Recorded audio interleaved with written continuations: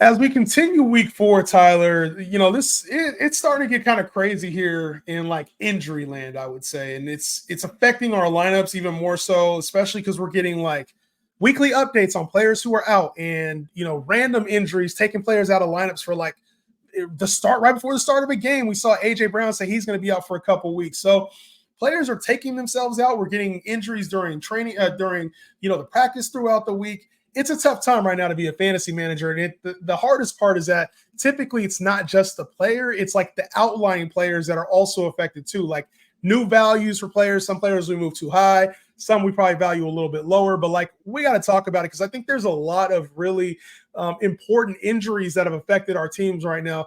Let's start off with the Niners and George Kittle. Mhm. Was like kind of randomly out at one point after the game. It looked like he was dealing with some things in week 2. Turns out he was dealing with a little bit more and had to miss some time. Deebo also took himself out of the lineup that week and said he was going to be out for a couple weeks. And so the passing game for the Niners now, it's looked different over the last 2 weeks. We got Jawan Jennings, who pretty much came out of nowhere. We had talked about it, but to a lot of people came out of nowhere. Now we're getting back Deebo Samuel and we're getting back George Kittle potentially getting both of those guys back for week 4.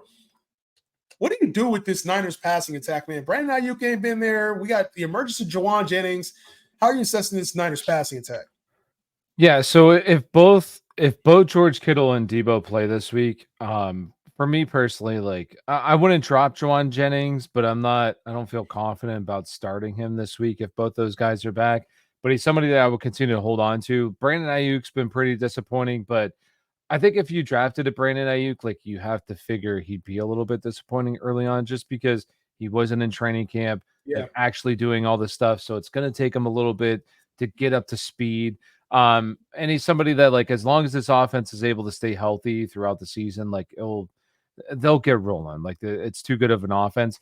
But for this week, if like say something happens and like George Kittle or Debo don't actually play, I do think Juwan Jennings is a decent play this week, especially with like the injuries at the wide receiver position. You have a lot of guys questionable, some guys already being ruled out. So he's a guy that I think like I would continue to hold on to just to see what happens here over the next couple of weeks, like this week and next week, and then kind of move on, see what happens. But yeah, I think that like Brandon Ayuk will get better as well. A lot of people ask me, should I sell Brandon Ayuk? I would just continue to hold him. I would see that's the kind of player I buy because we know, like, we kind Yeah. of know who Brandon Ayuk is in this offense. And I think that's the thing. It's how much of an effect does Jawan Jennings have now moving forward? That's kind of the biggest question to me because over the years for the Niners, we've seen Deebo has been a top on a points per game basis, is like a top 10 guy. We know Brandon Ayuk pretty much is a top 15 receiver, and George Kittle is an elite tight end, top 3 to 5 tight end, pretty much in any given year. We know Christian McCaffrey's now out of this offense, at least for the, until looks like 6 to 8 weeks is about for Christian McCaffrey. So Jordan Mason's going to be utilized in a very similar manner. So the offense is going to look the same. We know Jawan Jennings did play himself into more snaps, so I think that's a very clear thing in my eyes. I think Jawan Jennings somehow worked himself into more targets. Does it lead to consistent target or flex usage? That's the part that I don't know if we see. I think he's already, even before last week, when he had his breakout game, he still had decent performances in at least decent targets in the first 2 weeks. I want to say it was 3 and 4 targets in both of the first 2 weeks. So it's like he was getting some looks, just not what we were, like not what we saw last week. I Yeah. like Brandon Ayuk to be a top 15 guy the rest of the way, Deebo to be a top 12 guy the rest of the way. And I think I would just bench Jawan Jennings until we see what he looks like in this offense after this week. Yeah. No, I agree. Now, when it comes to like George Kittle, when it comes to Deebo, how are you with guys coming back from injury? Are you like, for sure, I am not playing Deebo Samuel. For sure, I'm not playing Kittle. Or are you the opposite? Like, what's your assessment on players coming back from injury, especially guys like dealing with a hammy or ankle or things that could be limited?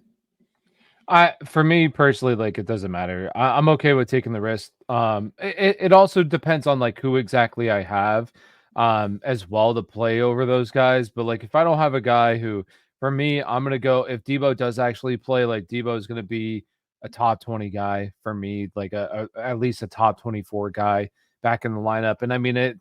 Tight end position's pretty rough anyways, so you're Yeah. probably just gonna play George Kittle if he's back, but I'm not really. It doesn't matter that much for me personally when guys come back from injury. I'll go ahead and throw them in my lineup. Yeah, I'm the same way. So I really kind of just slot them back in. I just assume that if they're healthy enough to be in their team's lineups, they're healthy enough to be in our fantasy Yeah. lineups. It doesn't always work. It's not bulletproof. Sometimes players are used as a decoy in harder matchups. But for the Niners this week, getting back their entire offense, I think they'll have a way to get them all involved and then give relief too with the Juwan Jennings. So for me, I still have Deebo Samuel right in the same range, a top 12 type option. Brandon Ayuk, same thing here, top 15 option. I'm starting Brandon Ayuk over like a Devontae Smith, over a T. Higgins, over a Calvin Ridley, some of the more questionable options. And I think the more safer options, like, depending on who's there, because this week there's so many damn injuries, I'm still starting him as a top 15 option. Really no question in my mind about that. And I think it will help Brock Purdy out too, because Brock Purdy up until last week, it looked like he was kind of struggling with things. I think this will help Brock Purdy out. You mentioned it, like the time in preseason away for Brandon Ayuk, the timing, that kind of thing didn't help. So I think overall, this Niner offense should look a lot better this week up against New England, which projects to be a decent matchup on paper for them. Moving on to the Las Vegas Raiders, and talking about injuries randomly happening, Davante Adams is out this week after suffering a hamstring injury. The timing's a little weird for me, Ty. I'm not going to lie to you, man. The timing after Antonio Pierce's comments came out after getting blown out last week by the Panthers. Oh, we got some guys, we see you and we're going to make some business decision ourselves. Like the timing of this thing with a Davante Adams is very interesting to me, Tyler, because, the hammy just to kind of flare up out of nowhere seems a little coincidental, right? No, I agree. I think he had a limited practice yesterday. I want to say he had a limited practice with the hamstring, and now he's out.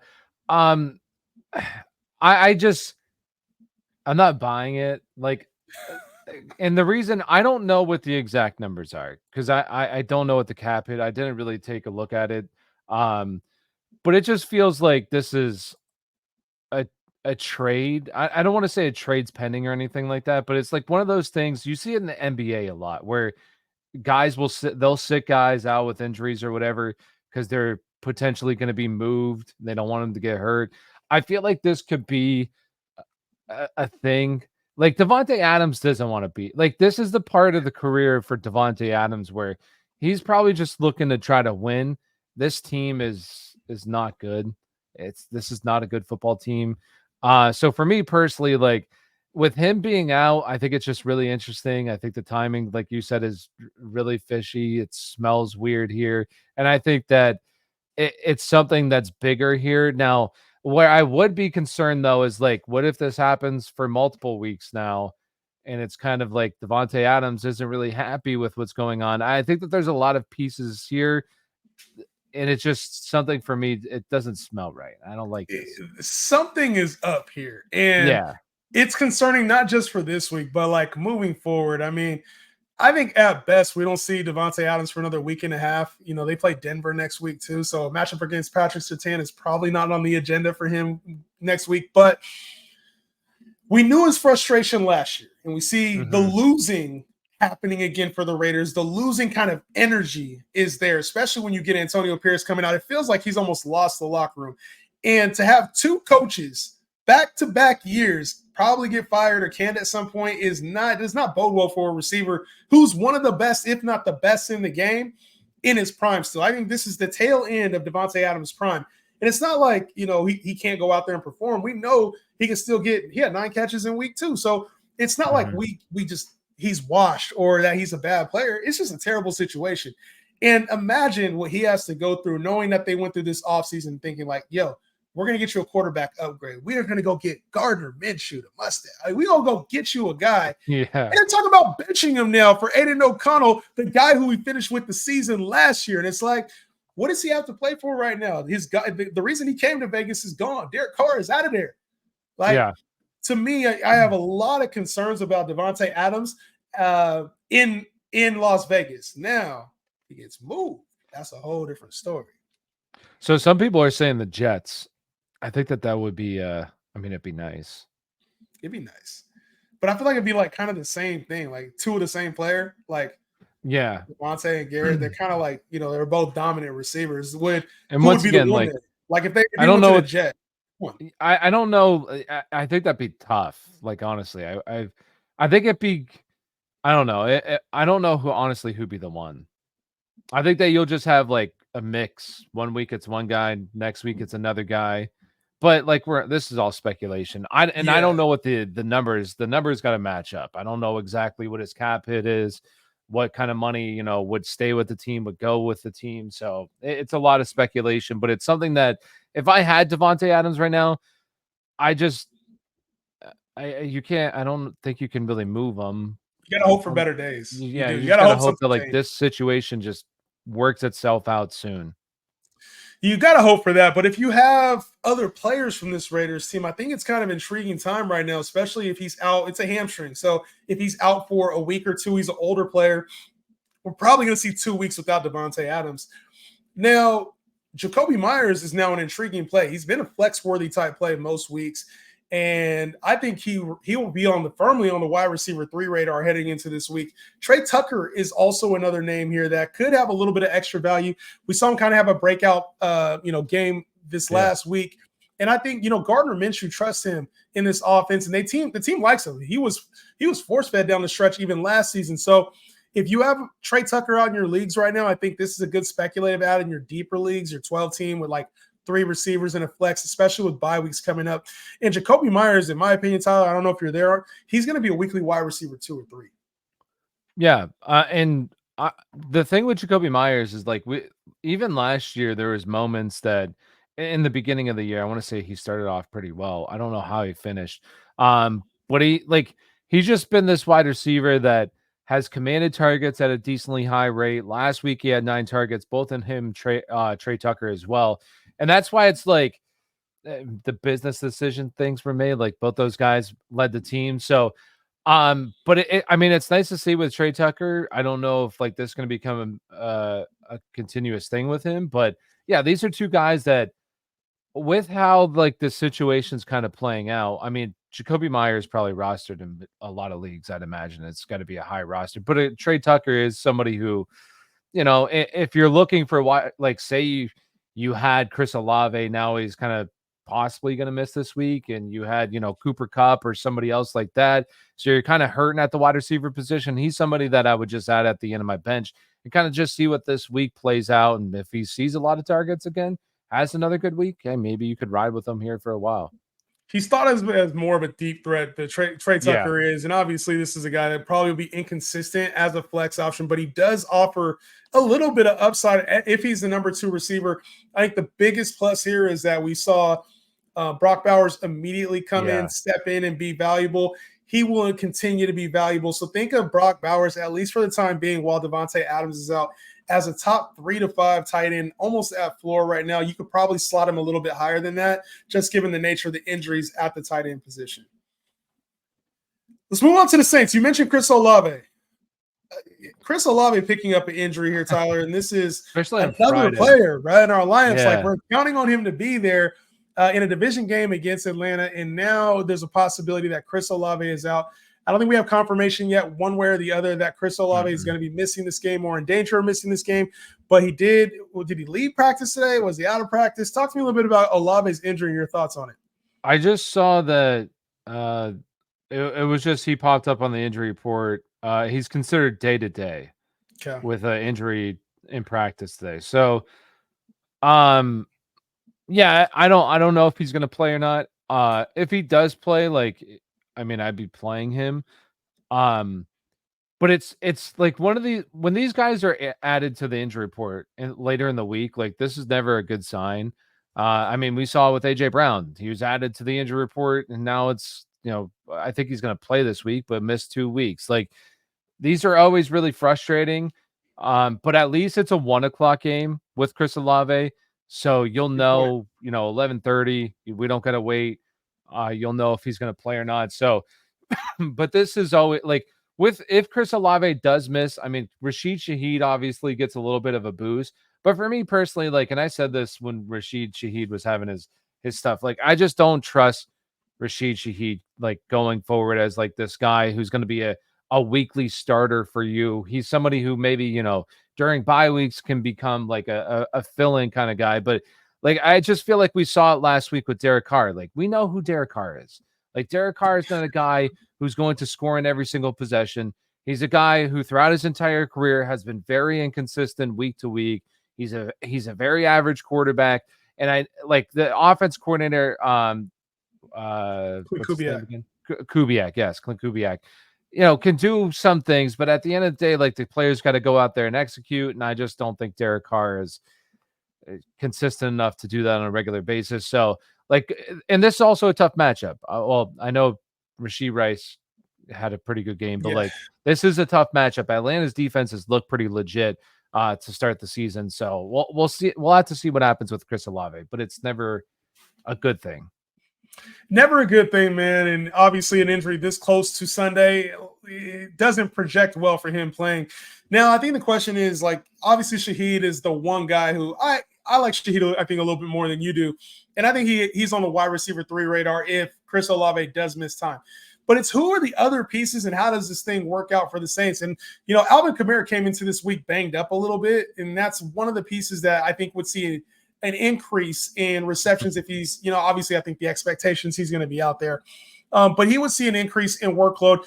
Taysom Hill has also missed a little bit of time here with the punctured lung. This is another player now that probably has an increased role in the offense, as with some of the other tight ends, your Foster Moreau, your Juwan Johnson, as I don't really see like a Cedric Wilson, a A.T. Perry. I don't see none of these guys stepping up. So a player that may be out there on waivers right now that you might want to pick up is Taysom Hill. He had some carries to start the year.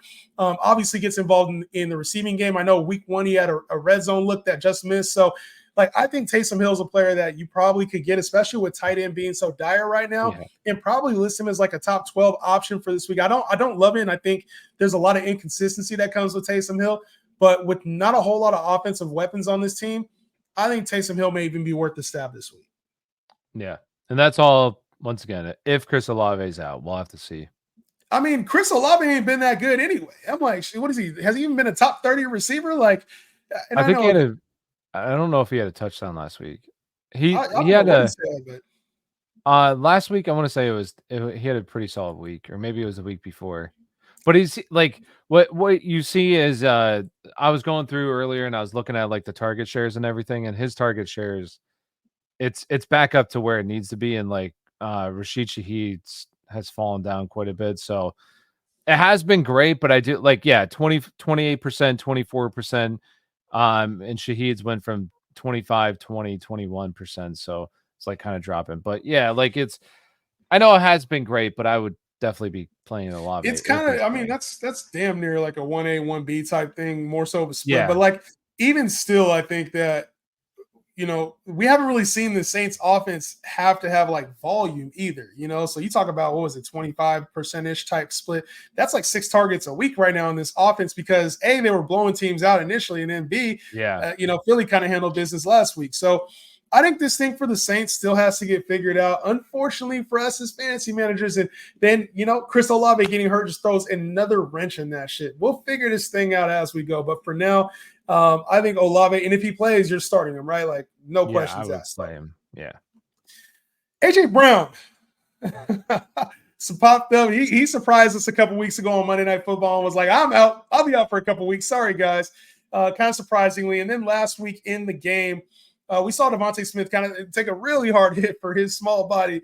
Took a hard hit, got a concussion, a late hit at that. But those two are both banged up. AJ Brown, there's a potential for him to play this week. He was spotted at practice with the helmet, which is typically a good indication that he's going to be able to log a good workout and play this weekend. And as far as Davante Smith, he was ruled out. So there was a hope that he could clear concussion protocol. He was not able to do so this week, which left us with a lot of things. It left us with who is going to be the wide receiver 1 for the Eagles. Left us with, is Dallas Goedert's breakout from last week something consistent to watch? Where are you at on Jahan Dotson, Dallas Goedert, if these two cannot play? And we'll talk about AJ Brown if he does play after that. Yeah, for me personally, I'm not interested in any of the wide receivers if both of them can't go. Yeah, I'm like Dallas Goddard, or not Dallas Goddard. Jahan Dotson has just shown like a little bit of touchdowns in the rookie season, but really it hasn't been anything since then. Last year was abysmal. So for me personally, like I'm not really interested in trying to take a shot on him or is it Johnny Wilson? Is that the Johnny other Wilson, guy? yeah, big Yeah, 6'6" guy. the 6'6" guy. Yeah, like I'm not interested in any of them. I do think like Saquon will probably see an uptick, and Dallas Goddard, because the thing is like Dallas Goddard was, and I know we talked about this in the preseason that we thought Dallas Goddard was a pretty good value at the tight end position this year because he was going later than a lot of the elite guys. But he's a guy who like Dallas Goddard is a good tight end. Like the problem with Dallas Goddard is just you have AJ Brown, Devontae Smith, and it's a very good 1-2 punch. And then it's also an offense like with Jalen Hurts that isn't just going to throw the ball a lot. It's going to be a runner or run heavier offense compared to like, the Chiefs or whatever. So I do think that Dallas Goddard is a very good tight end. I think he gets a boost, and especially with how the position is. And I want to say he's like tight end 1 anyways Yeah. because of that Tight performance. end 1 because of one good week. Because of the 1 week. So like if I had him, like I'm definitely playing him. He's an absolute must start in my opinion. I even think he's a decent flex play if both those guys are out. And yeah, I mean I wouldn't trust any of the wide receivers though. No, I think Dotson is one of these guys that like we've kind of seen flame out. Maybe you had high expectations for him, but he's over in Philly for a reason, and that's because he flamed out in Washington, a team that probably needed him to be a starter this year. Honestly. And it's like if you get traded to a division rival, that speaks a lot of volumes about who you are as a player. We haven't seen any production from him this year. I'm completely out on Jahan Dotson. I think he would be like a desperation flex if these guys can't go. I'd rather see somebody else in the lineup. But as far as Dallas Goedert goes, I think while these two are out, he's found some chemistry. And I think season long, it might be a good opportunity to like sell the name, the production of Dallas Goedert for one of these guys that is banged up, especially if they can't give it a go this week. If AJ Brown and Devontae Smith are out, I would be looking to sell Dallas Goedert as a top 5 tight end or whatever you can get, because there's some of these other tight ends I think that will eventually pass him. But for now, the value is in who's playing and who's elite. So find that 0-3 team, or after this week, 0-4 team, and find their tight end if they have Trey McBride, Sam Laporta, Kelce, whoever is disappointing, and go get those guys instead of Dallas Goedert. As far as A.J. Brown goes, he was, like I said, spotted at practice today. And it's a player that I would there's no reason in the world to keep him out of your lineup. So if you have question marks about if you would play AJ Brown, even in a matchup against, they go up against Tampa this week, I don't think there's any question that you play AJ Brown, right? Yeah, I would definitely be playing him. Doesn't matter. What if he's a decoy? What are the chances that he's a decoy this week? Like coming off the injury, they know that like Devontae Smith's out. You think there's any chance that he's just a decoy on the field? I mean, potentially, but I always say it like this. I always say like I'd rather have these guys be a dud in my lineup than blow up on my bench. And that's just how I feel. Like I don't care. I'm okay with living the results because I'd rather play him than try to get cute and play like somebody else and they just have a dud week and he blows up. I would hate myself for that. So for me personally, like it's just how I approach it. Absolutely in my lineup. He's a top 7-5 guy when he's playing. So yeah, I'm playing him. So say we have, some of the receivers a little bit further down the list, right? That we kind of like, I think, in spot starts. Like a Jacoby Myers. You playing Jacoby Myers or you playing AJ Brown knowing that he might be limited? No, I'm playing AJ Brown. Easy money. We going AJ Brown or like a T Higgins? AJ Brown. I'm there with you as well. You going AJ Brown or you going like a Drake London? I'm still going AJ Brown. Still going AJ Brown. You going AJ Brown or you going Deebo Samuel coming off the injury? I'm still going AJ. Yeah. AJ in my top 10 as well. I'm right there with you. All right, moving on. Shout out to you, by the way, bruh. I'm gonna say shout out to you. I talked about the Bay Area twice, and I live here in Northern California, and you wearing a Lake Tahoe shirt, bruh. Shout out to you wearing a Lake Tahoe gear, bro. You know what I'm saying? You got to take a trip out here to North. We got to do an in-person episode at some point, bro. Yeah, we got to do that, huh? That'd be dope, man. But moving on to your team, obviously, the Pittsburgh Steelers, man. We talk a little bit about my hometown, your favorite team. Pittsburgh Steelers. It looks like Justin Fields is the answer here, man. And Russell Wilson, I Hopefully. feel bad for the guy because I feel like he's not Yeah. getting a fair shake here. But sometimes that happens, man. Not life is not a fair shake. And Justin Fields is the quarterback for this team. It looks like moving forward, barring some kind of unforeseen circumstances. That has affected things though, because the team did kind of play. You could tell they had the toddler wheels on them still. You know what I'm saying? They Yeah. were like, Fields, we don't fully trust you yet. Don't open things up. And then in week 3, it looks like they were like, what do we have in this dude as Russell Wilson's about to come back? Can we fully trust him? They got the win.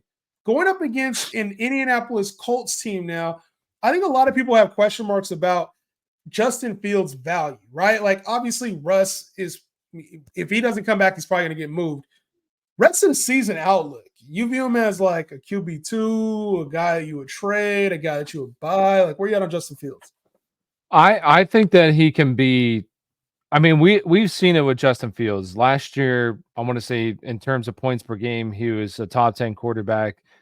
Even though, like, I think that if he's playing, if he does play for the rest of the season, I think that he's a guy that can be a quarterback one, like a back end quarterback one. I think he has that kind of upside. So if there's people out there that don't really view that and say I have like maybe I trusted us with the Trevor Lawrence take, and that's not looking good right now. I would try to trade for him personally. But he's somebody, if I picked him up, even though I want to say he's like wildly available still. Yeah, And I he's available understand in over 60% of leagues right now. which is kind of crazy because I don't think that there's 12 quarterbacks right now that honestly I would want over him. Like I would want him on my, at the very least on my roster, right? Even if I had a guy like, I know a lot of people like Baker Mayfield. I think Baker Mayfield is solid, but I'd rather like, I wouldn't say I'd rather have Justin Fields, but it's really close that I'd want Justin Fields on my roster. That way, Baker's playing bad. Justin Fields, like we know the upside is massive with Fields if he ends up using his legs a little bit more. And maybe he like the training wheels are always on for him throughout the season for a large chunk of the season. But there's just so much upside that I would just want him on my roster if I don't have like an elite quarterback one. I'm right there with you. And the thing is, you talked about it earlier. I'd rather be caught with it than caught without it, right? That's a popular rap line, but it's like, that's true. Like, I would rather see Justin Fields on my team than on somebody else's bench and on their roster because the upside is top 10. It's top 12, especially if the arm gets going, the legs get going. It's a different caliber of player. We're talking like a Jaden Daniels type of upside. That's the kind of player that we used to view Justin Fields as. So to know that you have like a Jared Goff, an Aaron Rodgers, a Matthew Stafford, those guys are limited. Justin Fields, his ceiling is literally a top 5 quarterback. Yeah. I think the one thing you always have to have in the back of your head is how important is this season for the Pittsburgh Steelers? Are they trying to win a Super Bowl this year? Because that means we're a game or two away from Justin Fields playing bad and having Russell Wilson get an additional opportunity. That's the only caveat here versus like one of the other quarterbacks that's a little bit more solidified in their role. So you do have to worry about that on the back end, but chances are you're picking up Justin Fields as your number 2 quarterback anyway. So it's an all upside play. You probably don't have to start to depend on him. Heading into a really good match this week, Tyler, against the Indianapolis Colts. And the one thing that we haven't really seen is the passing attack from this offense, right? Like we saw a little bit glimpses of it last week, but like we haven't seen this thing opened up to where like they've needed to put up a ton of points. Against Atlanta, it was a low-scoring game. Against Denver, it was a low-scoring game. Against the Chargers, it was a low-scoring game. This team hasn't had a total of over 30 points in any game this season. So you got Indy on deck. You got Dallas on deck. You got the Raiders on deck. I'm expecting more of an offensive output from Justin Fields but that also means we got to talk about one George Pickens, who hasn't necessarily lived up to like the offseason hype of this potential, and he had 1,100 yards last year. It's been a slower start as the only receiver in this offense without Deontay Johnson. Yeah, I think better days are ahead, hopefully. Like you just gotta the problem is like this has kind of been a tough slate for the Steelers. Like you played Atlanta looks like they're pretty solid against like just a solid defense. And George Pickens had a decent day, but then he gets Patrick Surtain the next week. Last week you play the Chargers, and it's you have Calvin Austin who has that long touchdown, but and it's also just been an offense that's been, we mentioned it, like they're not asking Justin Fields to do a whole lot right now, But I do think, like last week, we saw it open up a little bit. And I do think that they'll open it up even more because while I don't think the Steelers, maybe they do, maybe they think they can win a Super Bowl. I don't know. I think that they got to be a bit realistic. But like, Yeah. I think that this season, in my opinion, honestly, is like, hey, if we end up making a playoff run, awesome. But like, let's see what we have in Justin Fields, because if we do have something here, I don't think he's going to command a big contract, and then you have a decent quarterback on a solid contract going forward. So I think that this offense will open up a little bit, and I think that will be good for George Pickens as well. And Justin Fields, he also has thrown it deep before. He has a good arm. He's able to do that.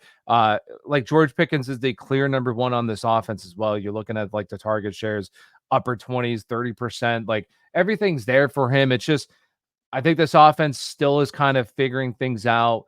Offensive line, trying to get right as well. So this will be a team that, if Justin Fields ends up working out, like mid-season, will probably hit their stride, and George Pickens will have a solid second half of the season. I think George Pickens is one of the best buy low candidates you can find in fantasy right now. It's like, yeah, I agree. We haven't had a breakout yet, and he's still getting we've seen 7 target games for George Pickens, which lets you know like the volume will probably be there at some point once Justin Fields gets a little bit more confident. And the player I look at, it's like, I know maybe yak wise he's not the same, but we saw the relationship he had with DJ Moore last year, and it's like he made DJ Moore an elite receiver.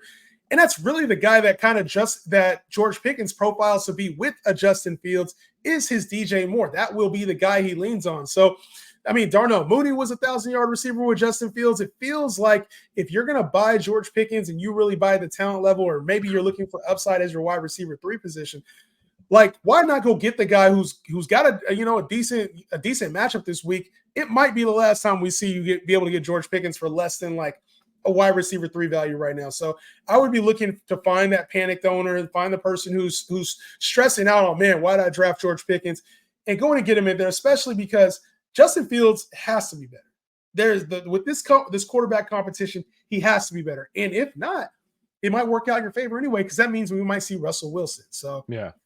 Super Bowl bound, I don't know about that, but they got a Super Bowl caliber defense right now. You guys are playing incredible ball. Yeah, their defense looks good. You can't mention Super Bowl without mentioning the Kansas City Chiefs.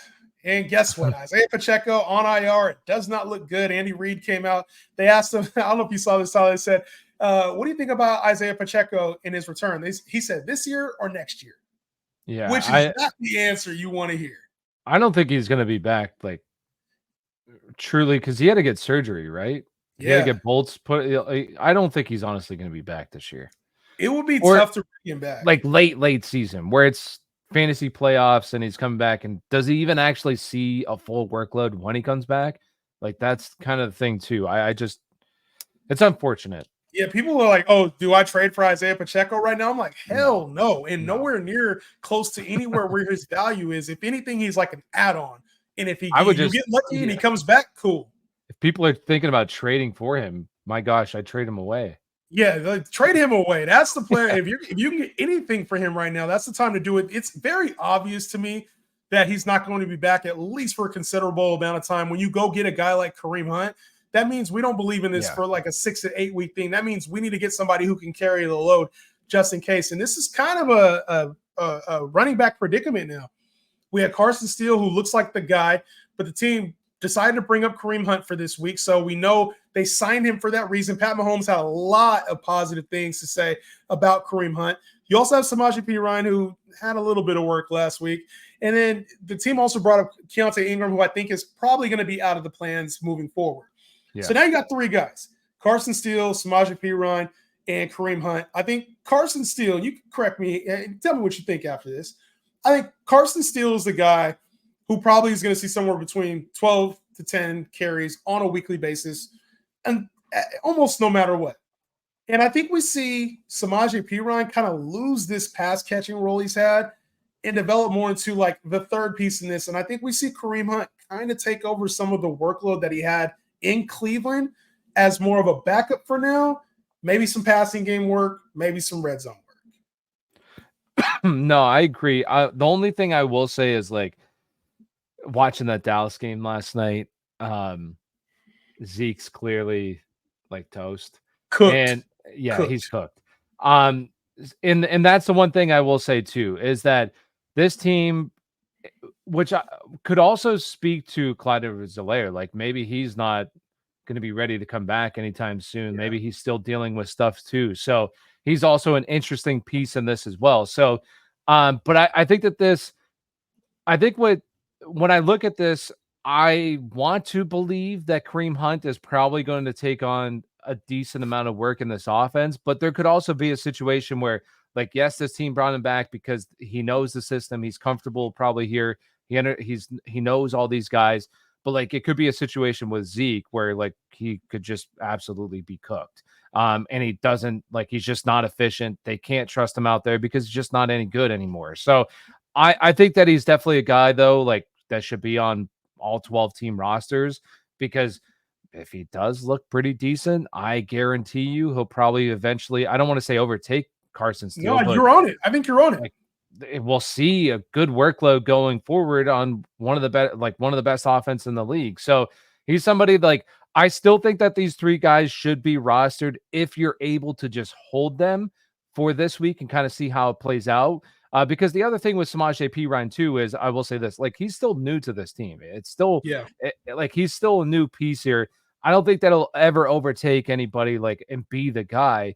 But I do think like we've seen it with Jerick McKinnon in the past too, where like this team just has this pass catcher that is involved in the offense, and it's Isaiah Pacheco early on was the early down grinder, and he didn't really have any passing down role, and like that could maybe be Samaje Perine. So it's still like a work in progress, and I would want to have at least one of these guys if they're available. But we'll see how this week plays out. It'll be interesting.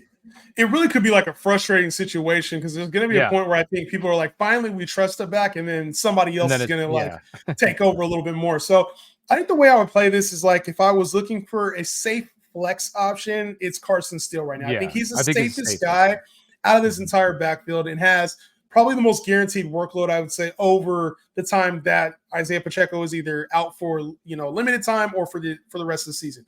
And I think the player I'd rather have next, I get what you're saying about Perine having like a pass catching role, but I still think Kareem Hunt just offers so much more upside because if he does take over some more carries or additional touches, like then we're talking about a potential RB3 here. I think if he's able to overtake Carson Steele due to the pass catching upside, due to the touchdown upside, now we're talking about somebody that can start for us if we were desperate at running back, especially over bye weeks.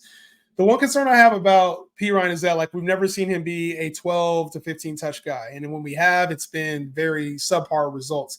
Whereas like Kareem Hunt, even last year in Cleveland, he was seeing like, 12 carries or like 2 to 3 touches in the passing game. So I think we could even see like a 50-50 split, or maybe it's a 40-40 with 20 split. You know what I mean? Like, I don't know. Either way, it's going to be an ugly committee, and you're probably playing some kind of roulette when it comes to all three of these guys in the passing situation. One more thing before we get off the Chiefs, though.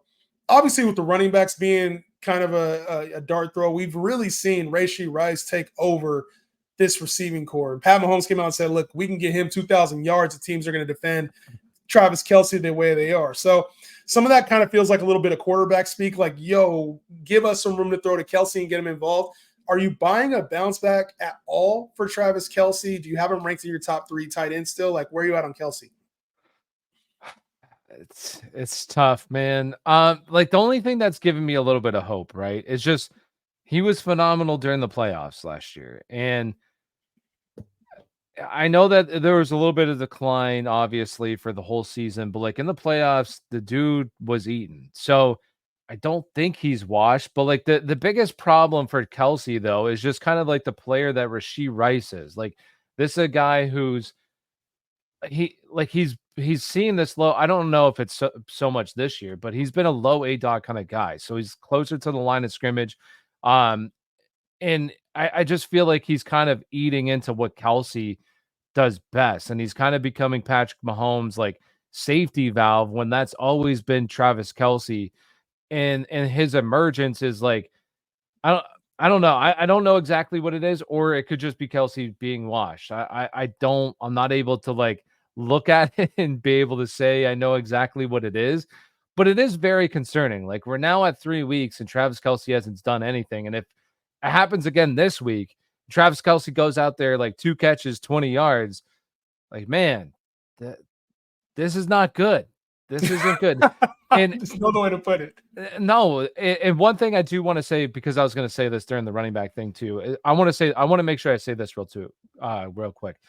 I do think it's interesting though that Kansas City brought in Kareem Hunt, but they had the option to, but instead when Samaje Perine got released, they picked him up right away. I just think that that's still interesting. Good point. Good point. Like I don't want to, and once again, I see the upside for all these guys. But once again, I just want to drop Perine if I'm able to hold on to him. I just wait to see what happens. But Kelce, yeah, I mean, I'm definitely concerned. He's not currently, but the tight end position also, it's just, oh my God, it's been so bad. I hear you on the Perine point too. Like they would have taken Kareem Hunt instead. Like they had an opportunity to bring him in and they didn't. So yeah, I also think, what kind of workload do you give a Samaje Perine versus like the role that you have for Kareem Hunt? So I hear you on that, but I also think like they brought in Kareem Hunt for a different type of reason, would be my only kickback there. As far as Kelce goes, it's concerning because it feels like Rashee Rice is the new Kelce. There's no other way to put it. Like, he is Kelce now. And I don't think he's cooked, because I still think he's cooked. I still think he belongs in like the top 3 tight ends, and I think we'll see better days. It's just not – we're so used to seeing 100 catch, 1,200 yard, like we're used to seeing that version of Kelce. And I think we get this 800 yard to 1,000 version of Kelce as opposed to it. So I think we'll see a splash game. It could come as soon as this week, I think, against the Chargers. Where they're like, hey, we got to get our guy involved. No Derwin James there on the other side for the Chargers. So that's typically been the guy that's like shut down Kelce. I think we should get a bounce back here very soon. So I don't know about Cooked. I don't know about Wash. And I think it's a buy low opportunity. But if he does have a bad game, now it's like, do you bench Travis Kelce? That becomes now the new question, which is insane to say. And what I'll say too is like, I don't know what's going on, because even like Patrick Mahomes isn't playing that well. Like he's not. Like I don't know. Like maybe they're just trying to figure out a lot of different things. Like you got some new players in here. This offense has not been what it has been in the past. Like I still think that like there's potential to be one of the best offenses in the league. But that was the whole talk this offseason, is that everything was going to go like downfield, and we're going to see better from Mahomes. And like right now, he has 5 touchdowns and 4 interceptions. Like it hasn't been great. But yeah, I don't know. We'll see what happens. Like maybe the answer is to get Kelce more involved. It's still like I don't want to say I'm fully panicking. I'm like concerned for sure with Travis Kelce. But then on the flip side, like I said, you're concerned for all these tight ends. Like there's no good tight end except Trey McBride. I think Trey McBride's the one tight end. You can say Dalton Kincaid, but like he's been a little bit inconsistent as well. So I don't know. It's just it doesn't look good. It feels like, I don't know. It feels like maybe teams are kind of like scheming really hard against, like, we're not going to let you beat us deep, and we're not going to let you beat us with Kelce. Just keep throwing to Rashee Rice. And it's like they actually, you know what? It's kind of interesting because that's what they used to do with, like, it was Kelce and Tyreek. I mean, there was that season where teams like took away Tyreek. So it almost feels like maybe you could throw him, like maybe the scouting report on Mahomes is like, if you can throw off like his number 1 guy, it'll throw him off. The thing is, they've been winning games. So yeah, they're still winning. Right. Yeah, still winning games. When it comes to this last team, we get to see them Monday night, Seattle Seahawks. And they have been winning games too, to the tune of 3-0. And they've been doing it without their best running back, Kenneth Walker, who's been out with an oblique ab injury over the first couple of weeks. Obviously, will be back on the field. Good to see him back on the field. It's a player that I really like too. Explosive player, and he's kind of missed time with this injury. And I feel like the last 2 seasons he's had like an oblique or ab injury that he's missed time with. Coming back against the Detroit team this week, are you putting him back in your starting lineup? Zach Charbonnet's played well in his absence.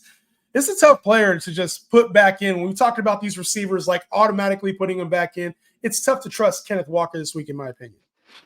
No, I agree. I do think it's tough. It just depends on who I have. Like would I start Zach Moss over him? Honestly, I probably would start Zach Moss this week over Kenneth Walker.